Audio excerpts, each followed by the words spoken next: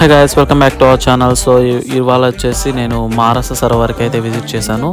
So ఇది తిరుపతిలో ఉన్న ద బెస్ట్ రెస్టారెంట్ అనమాట, అండ్ ఎక్స్పెన్సివ్ కూడా. అదేవిధంగా ఇది వచ్చేసి క్లోజ్ టు 5 స్టార్ రెస్టారెంట్. చాలా అంటే చాలా యూనిక్గా ఉంటుంది లోపల. అదేవిధంగా ఫుడ్ టేస్ట్ కూడా చాలా బాగుంటుంది. సో చుట్టూరు మనకి వాటర్ అయితే ఉంటుంది అనమాట. ఇంకా ఇక్కడ వచ్చేసి దశావతారం గురించి వాటి గురించి ఎక్స్ప్లెయిన్ చేస్తూ నీట్గా ఒక విగ్రహం టైప్లో పెట్టుంటారు.